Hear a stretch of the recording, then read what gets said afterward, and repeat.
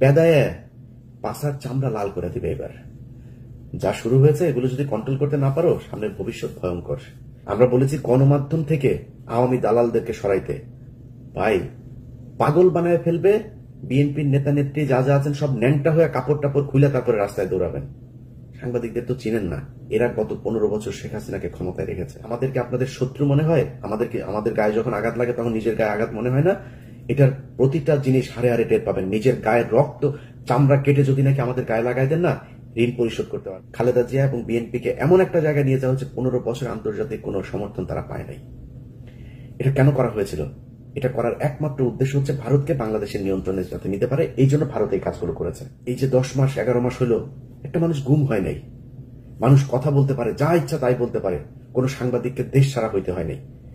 অথচ আমাদের এই গত 10 মাসের যে সরকার এবং বিএনপিকে এমন ভাবে মঞ্চস্থ করা হচ্ছে, মনে হচ্ছে ওই যে ওরা এখন বলে এগুলি শেখ হাসিনার সরকারকে এখন দরকার, শেখ হাসিনাই ভালো ছিল, আগেই ভালো ছিল। এই ভাইব ঠিক করার জন্য এই ওয়াকার বাংলাদেশে এই অবস্থা তৈরি করছে। এক নম্বর হচ্ছে বিডিআর পিলখানা হত্যাকাণ্ড। আপনি যদি পিলখানা হত্যাকাণ্ডের বিচার করতে পারতেন তাহলে ভারতের যেসব সেনা কর্মকর্তারা আছে এখনো বাংলাদেশে, এই মুজিব, হামিদ, ওয়াকার থেকে শুরু করে যারা যারা এই গেল 15 বছর ক্যান্টনমেন্টের ভেতরে আয়নাঘর বানিয়েছিল, দেশপ্রেমিক সেনাবাহিনীর অফিসারদের চাকরিচ্যুত করেছিল, তাদের গুম করেছিল, জেলে পাঠিয়েছে, জঙ্গি নাটক সাজিয়েছে, তাদের সবার বিচার করা যেত। আপনারা সেখানে যান নাই। আমরা বলেছি গণমাধ্যম থেকে আওয়ামী দালালদেরকে সরাইতে। আনিস আলমগীরের মতো দালাল সে এখন পর্যন্ত বাংলাদেশে কলাম লেখে, বাংলাদেশে সে জীবিত আছে, এটা আমাকে প্রচন্ড রকমের আশ্চর্য করে।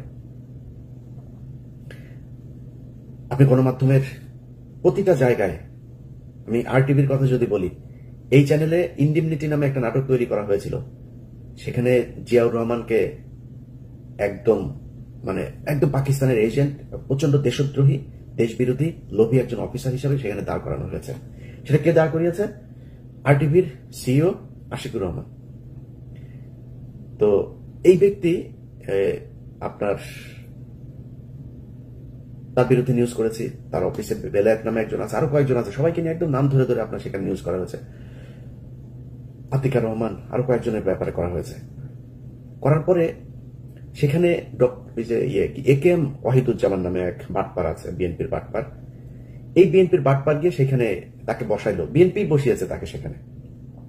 বসানোর পরে সে আরটিভির 5% শেয়ার নিয়ে আওয়ামী লীগের লোকজন যারা আছে তাদের কাছ থেকেও কিছু টাকা পয়সা নিয়ে এখন আমেরিকায় বসে আছে।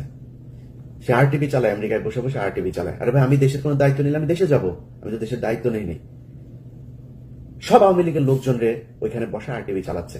একইভাবে বসুন্ধরার দায়িত্ব নিয়েছে কাদের গনি, তার কাছ থেকে বহুদিন ধরে বলছে এই অফিস এদেরকে আপনি সরান। আমরা সরাসরি এসব নিয়ে সোশ্যাল মিডিয়াতে বলেছি, কাউকে সরানো হয়নি। নাজরিন মুন্নি এখন পর্যন্ত টকশো করে। ডিবিসির আরেকটা আছে, ওই যে যেটা কিনা মজুমদার, জুয়েল, ইকবাল সুবানদের খাট গরম করে মহিলাটা, সুন্দরী আপা, ডিবিসির কি ওই টকশোটা করে, একটারও সরানো হয় নাই। 71 টেলিভিশনের মঈন মিজান থেকে শুরু করে বেশ কয়েকজন আছে, তারা এখনো পর্যন্ত ওই যে মোজাম্মেল বাবু, শাকিলা, কি ফারজানা রূপা, শাকিল আহমেদ, এদের জেলখানার সব সুযোগ সুবিধা সব এরা নিশ্চিত করে।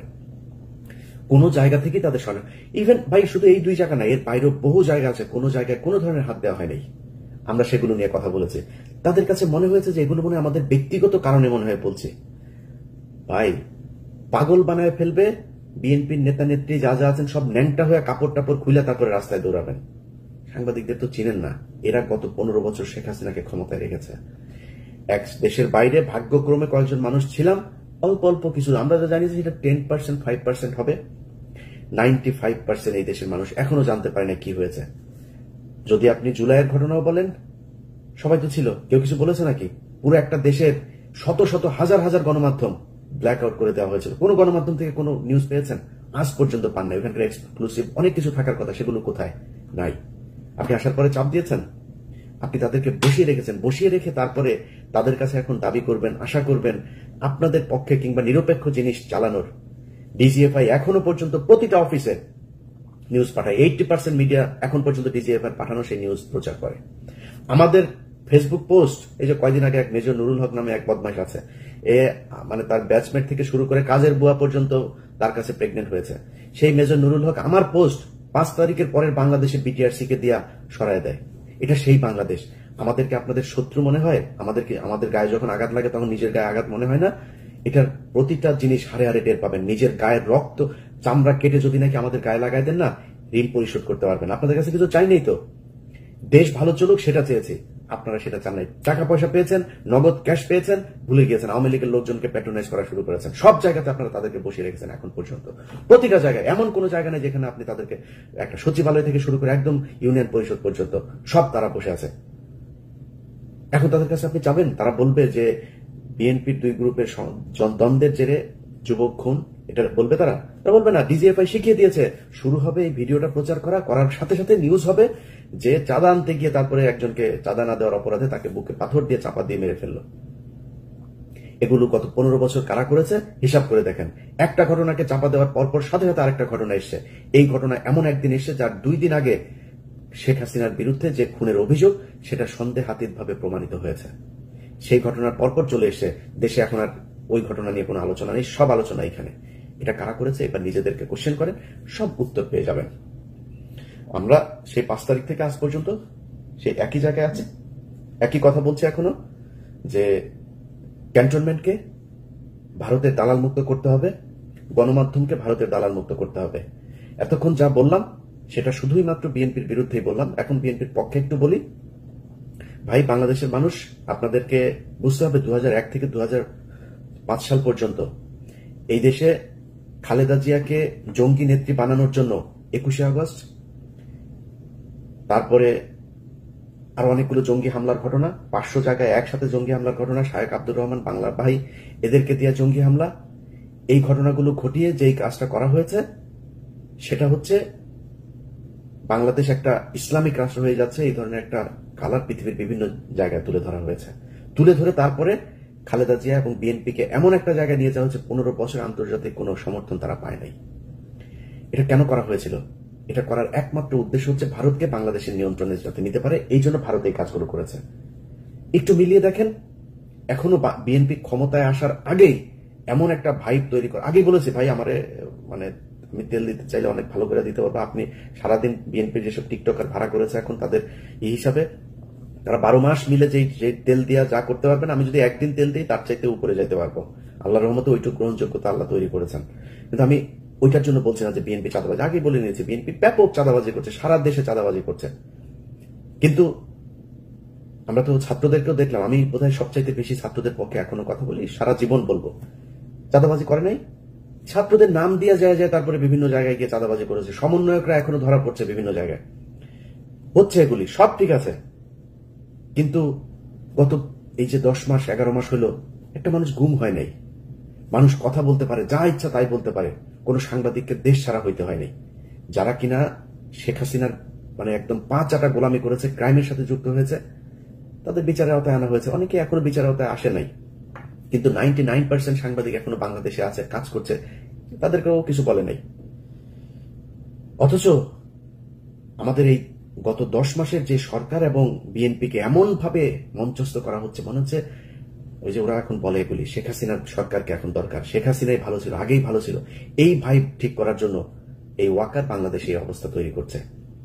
আওয়ামী লীগ নেই, বিএনপিকে আপনি এরকম করবেন, দেশ চালাবে কে? জরুরি শাসন দরকার। That's what Walker wants. এখন এটা যদি আপনি এইভাবে চান যে এইভাবে যাবে, তাহলে এইভাবে হবে। আর যদি না চান, মনে করেন যে না আসলেই ভালো দল চালাইতে চান, নিজের চাঁদাবাজদেরকে সাহায্য করেন, চাঁদাবাজি করলে তাকে সাথে সাথে আপনার বিএনপি দল তৈরি করেন, আরেকটা আলাদা দল তৈরি করেন, এরা চাঁদাবাজ বিরুদ্ধে কাজ করবে।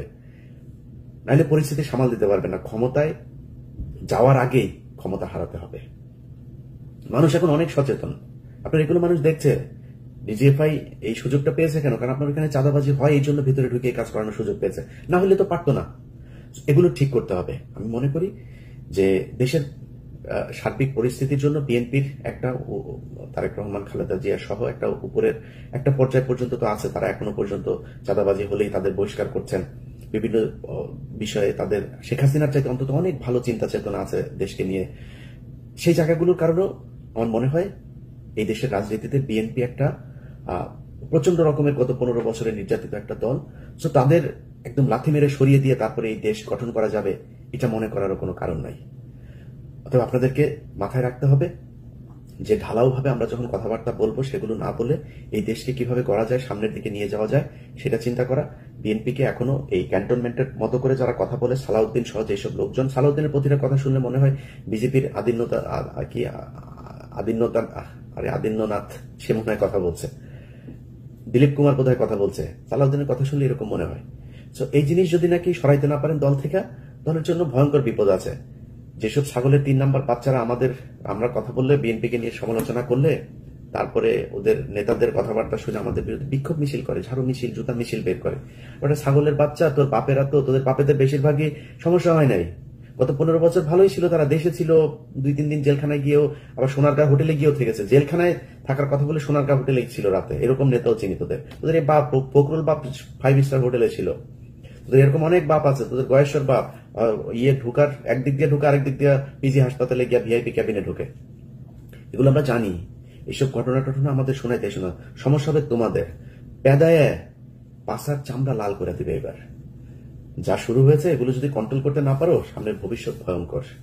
আমরা গত 5 বছর যেভাবে আওয়ামী লীগের বিরুদ্ধে যে যুদ্ধ করেছি, ওই যুদ্ধে লাভ নামতে পারবো না। অনেক হয়েছে ভাই, নিজের পরিবারের অনেক ক্ষতি করেছি, আর না, ওই জায়গায় আর যাবো না। আপনারা বাংলাদেশের মানুষ, আমার গত 5 তারিখের পর থেকে 3 মাস যদি বাদ দিই, গত 6 মাসের কথা যদি বলি, ভাই প্রকাশ্যে স্বীকার করছি, আমি সবসময় প্রকাশ্যে বলে আজকেও বলছি, আমার ইলিয়াসের মধ্যে অনেক পরিবর্তন। এবং বাংলাদেশের মানুষ কিন্তু বোঝায় না, কিন্তু আমার এই কার্যক্রম থেকে অনেকে বুঝেন যে আমি অনেক পরিবর্তন। অনেক মানুষ প্রতিদিন, এমন কোন দিন নেই যে ডজন খানেক অন্তত বিএনপির বিভিন্ন চাঁদাবাজির অডিও ভিডিও এগুলো আসে না। চালাই না। কেন চালাই না জানেন? কারণ চালাই আমি বিএনপির সাথে ওই আগের মতো অবস্থায় যাবো না। আমার সমস্ত ইন্ডিয়া নিয়ে, বিএনপিকে এখন পর্যন্ত অ্যাজ এ হোল দল হিসাবে আমি দেখি নাই যে তারা ভারতের সাথে সেইভাবে যাবেও না কোনোদিন।